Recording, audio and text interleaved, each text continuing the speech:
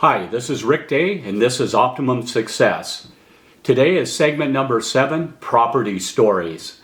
We've all heard stories about people's properties, some nightmares about bad tenants, and those are out there.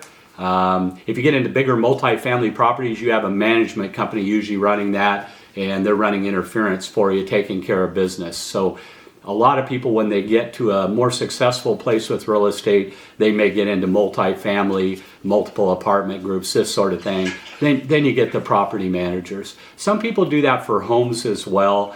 I can see in retirement that makes some sense if you want to go off and travel and don't want those headaches. Many of us have been blessed with good tenants too. I prefer commercial and industrial properties to residential for a couple reasons. One is because less headaches. Usually higher return for the property and usually less headaches. People are being more business-like, more professional typically. Also, the rules. Now, I'm in Oregon, and Oregon, as well as most of the West Coast, is pretty tough on the landlord. And they everything kind of favors in the courts and in the laws. It tends to favor the tenants. So residential can be tough at times. Commercial, industrial, they don't perform. You can just go in there and shut it down and seize the assets pretty much. So something to consider. So property stories. I've had a couple of good successes on industrial property where I've operated businesses. My precast concrete company and other businesses. One of them was about a 3.5 acre industrial. Between the time I bought it and sold it, I operated my business there. My business paid to operate there. And of course, my principal balance was reduced. And I think I sold that for about $1.1 million over what I purchased it for. I had another industrial that I picked up, I think about 0.6 or about 600,000 on.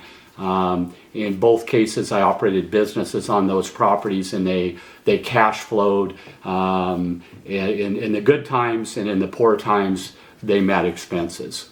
I've also had, as touched on earlier, I've had some nightmare tenants. I've been to court enough that I know how it works pretty well. In the more populous counties, the more liberal counties in Oregon, the landlord is typically not even going to get a judge to rule. They're going to end up in a arbitration, mediation type situation. The judge is going to kick it right to that. You sit down, and the typical situation, whether there's a lawyer involved with the tenant or the courts are involved in a mediation type situation, you're typically giving up a couple of months, 2-3 months. And it doesn't seem to matter much what your history is in that regard. That is their tendency to go there.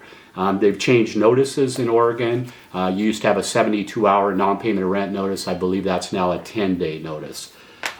So good and bad, but I'm still a big fan of real estate, even though sometimes things go poorly. It is a great investment. And the reason it's a better investment than most investments is if I buy $100 of stock, I'm paying $100. If I buy $100 of real estate, I might be paying $15, $20, maybe even $5. So if you look at your return investment, real estate is still king in my opinion. Sometimes you hit a home run with the stock market, but real estate is reliably like that. Now, down payments have gone up of late on commercial and industrial properties. Again, it depends on the deal. Are you dealing with a seller or are you dealing with a financial institution?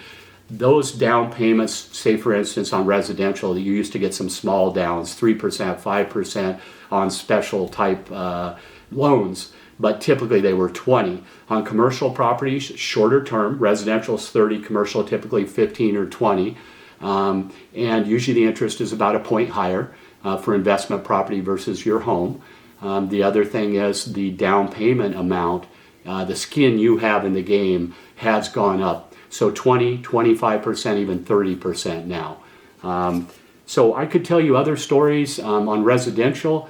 I've bought homes, added bedrooms. I have one where I added 2 bedrooms. And the beauty of adding bedrooms to an existing home is you aren't screwing around with plumbing and some of the more expensive things. If your existing structure you buy, you can get it rehabilitated where it has everything you need and you're only adding bedrooms.